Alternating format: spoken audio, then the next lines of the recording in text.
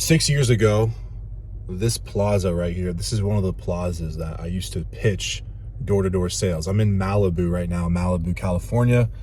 I'm not from here. I live in Florida. You guys know that I live in Florida. But you guys, if you know anything about my story, you know that I actually lived in California for a year around age 22, 23. And I had a door-to-door sales job. And this is actually, I'll step out right now. I'm in this BMW X6 competition, baby. This thing is super fun to drive, but I'm in this plaza right now and I want to show you guys, right? We got Starbucks, we got like a nail salon, a little pet store, and then we also got a restaurant and bar. So this is, you guys have seen these plazas before, like there's literally plazas everywhere in this fucking country, right? And these plazas, I would go door to door and I would pitch these business owners on our services, and our services at the time were inside virtual tours that could be accessed through your Google listing. So I would go into a restaurant like this, or any type of, mom and pop, business. And I would say, hey guys, if you want to, basically increase the quality of the experience for your customers, and so they can kind of see what the place looks like before they come in, they can go and check out this Google listing. We can get this hooked up for you, blah, blah, blah, blah, blah. That's where I learned sales. Okay. And now here's the most profound thing, right? You have to understand that when I was 22, I have done this multiple times, guys. I have had my life has been fine. And like out of nowhere, I'm like, I need to fucking change things up, because the truth is that just because everything is fine in your life, that doesn't mean that you're living to your fullest potential. Actually, it's probably the opposite. You have now succumbed to the lowest level of comfort. And that's kind of where I was many times in my life. Even if I was broke, even if I was very generally uncomfortable with my situation, I would still reach these levels of comfort where I was like at a job and I was doing, fine. I would have a girl and everything would be fine, but I wasn't pushing to my ultimate limit. And that's when I moved to California, guys, when I was doing I was door knocking. I was literally knocking on fucking doors to try to get a job. I had my Indeed open every day. I was applying to 10, 20 jobs a day, right? And I finally had a job. But I'm in Malibu right now, and I'm, of course,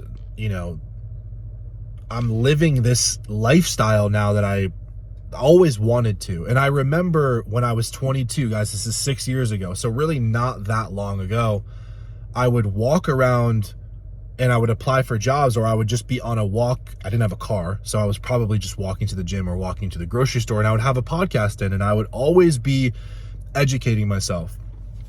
And guys, I had one of the craziest realizations, and I'll be vulnerable with you guys because, my YouTube family, I feel like we get super real and super raw. And I've been talking a lot about my life story because I've barely tapped the insight and the wisdom that I have from my past experiences. And that's really what I want to use this YouTube channel for. And guys, you have to realize, and I can show you, I've posted this before, maybe I'll post it again soon, but I have Instagram stories from 2017 of me walking on the street with my fucking phone out, selfie style, talking to the camera, basically giving an inspiring monologue, or you could say like a rant, in my Instagram stories to bring people up and inspire them. Now, guys, I was literally poor. I had like negative fucking money in my bank account, maybe that. I had no car. I literally had nothing to my fucking name. I had fucking a suitcase.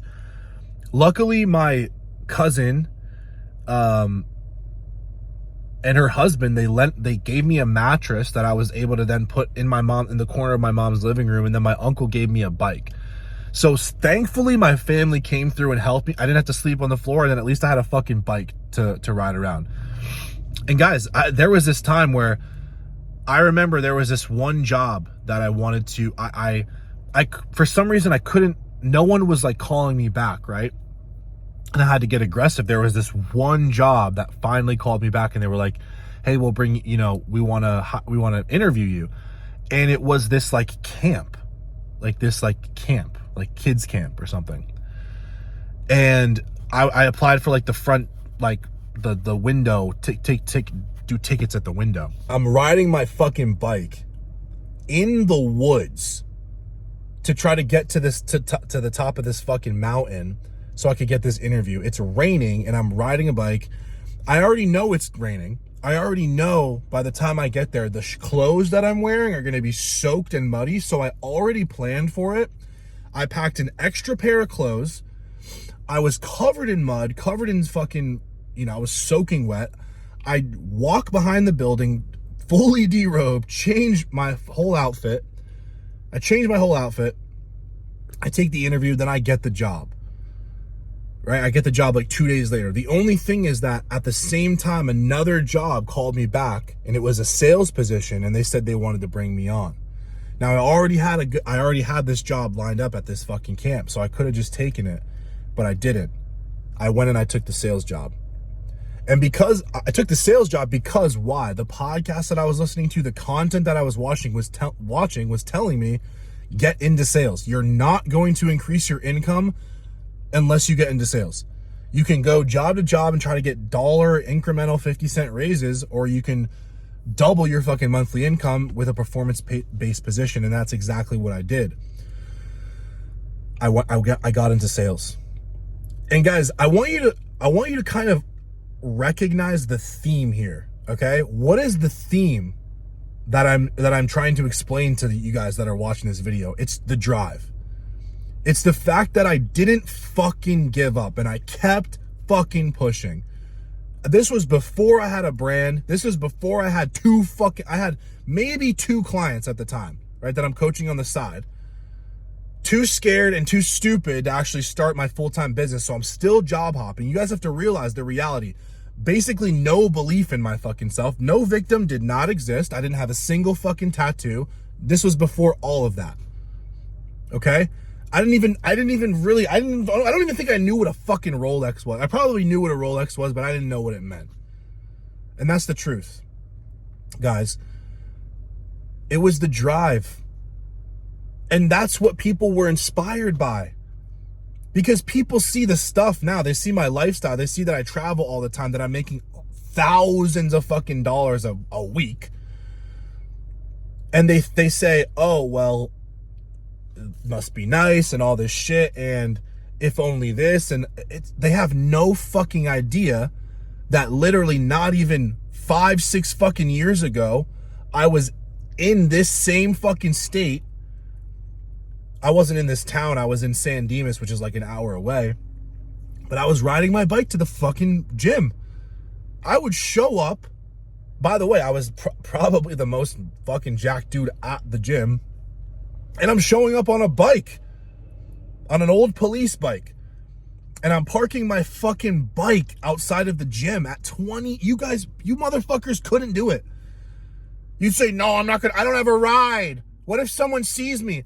I was showing up to the fucking gym with a bicycle and raggedy fucking clothes, and I was out training everyone. I looked better than everyone in that fucking gym. And I'm saying that because it goes to show it's not about what you motherfuckers think it is.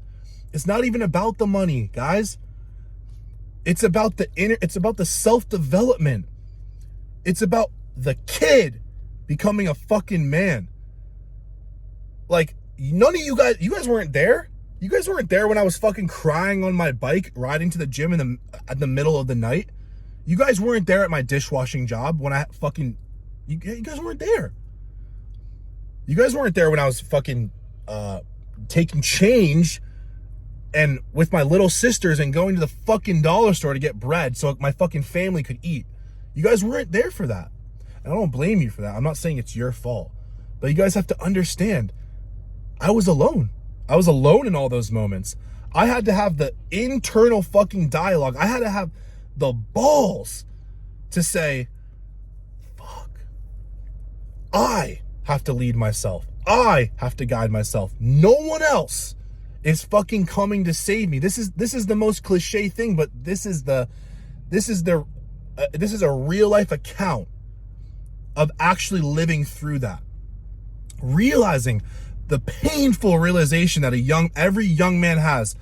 Fuck, dude. No one has their hand out anymore. No one actually fucking cares about me. But it's not a bad thing. Because that's the beginning for you, bro. That's literally the fucking start for you. Is when you realize no one gives a fuck about you. No one gives a fuck that you're hurting. No one gives a fuck that you want to be successful. So free yourself. Free yourself from the chains of what has held you back this whole time. Because no one's going to give you the handout. You have to grab your fucking sack and literally sack up and do what is required. Guys, you don't think that there's people that are further than me? There's also people that aren't further than me that started at the same time. No one gives a fuck about that. You guys waste your time comparing yourselves to other people and blah, blah, blah, and what if this and what if that. Bro, shut the fuck up and work. Focus on yourself. A lot of you guys are talking about side hustle, blah, blah, blah, blah. Bro, you're not valuable. You're literally not a valuable person in society. You're going to try to bypass value in the marketplace, but you can't. You only get paid when you become a valuable person. And I realized in those moments when I was riding my fucking bike at 22, when I was broke as fuck, figuring it out, I knew that drive, man, that was everything. It wasn't about money, bro. I knew that when I would be in this position, I didn't want to be a fat, lazy fucking piece of shit that just has money and all I had to show is my fucking stuff. Fuck that. I would literally rather eat dog shit. I would never, and I really fucking implore you guys to actually consider this. Never, ever trade places with someone just because they make more money than me. Because money is just money. That's all it is. But if someone is not a well-rounded individual, if they're fat as fuck, if they treat themselves like shit, if they're not fulfilled, if all they truly care about is money, fuck that, dude. I don't want to be anything like that. And I encourage you guys to separate yourself from that. Stay in your own fucking lane. And you know what's the truth is that you'll end up making more money than them anyway, and you'll be fucking fulfilled. There's guys, I want you to understand this right now. You think money is your biggest fucking problem. Oh my God. There is guys that make 10 fucking times the amount of money that I make every month. And they're fucking miserable. You know why? Because they're my friends. They tell me this. They literally fucking tell me this shit. They go, bro, I gotta get ripped. I'm like, yeah, fucking do it. Way richer than me. I gotta do this, I gotta do that. Okay, well, you'll never, go buy something, bro. Go buy another fucking car. Go buy another this, that, and the other. Like it's gonna fucking make you feel better. I thought that. Guys, I was literally a broke fucking idiot mostly my whole life. I started making money and I literally thought I could buy my happiness and buy my fulfillment. It lasted for fucking 3 months. Till I realized, I'm like, wait. No. The drive that I had when I was door knocking, the drive that I had when I got my that Chevy Cavalier, I told you guys the story about when my dad sent me that email and basically said, fuck you, figure it out. The drive that I had to go from skinny to jacked. The drive that I had to make 10, 20, 30, 40, 50, 60, 70, 80 grand a month. The fucking drive that I had to pick myself up when it was fucking hard, when I didn't know the next step. That's what the fuck this is all about. That's what No Victim is about, bro. When my childhood friend John killed himself, I started to think, fuck, that's it. You can go one of two ways. You can either fucking kill yourself like that or slowly die, or you can take charge of your own life. That's where No Victim came from, guys. Think about the story I just told you. All the times I could have just fucking gave up and thrown in the towel. No victim. No victim. It doesn't matter what's happening. Oh my God, another shitty thing is happening to me. Doesn't matter. No victim. Doesn't matter what the fuck happens. I'm not going to be a victim to my situation. That's what the fuck it's about. It's about drive. It's about creating this fucking person. Bro, fuck money. You think money's going to solve all your problems? Grab your fucking nuts and develop as a fucking man. No victim. We got these hats available. Click the link below if you want to work one-on-one with me to build your coaching business.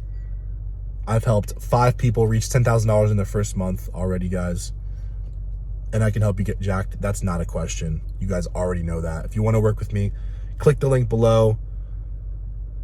Guys, take this to heart and understand. I have been in your situation, whether you're younger or older than me. Lock the fuck in and build yourself as a man. No victim.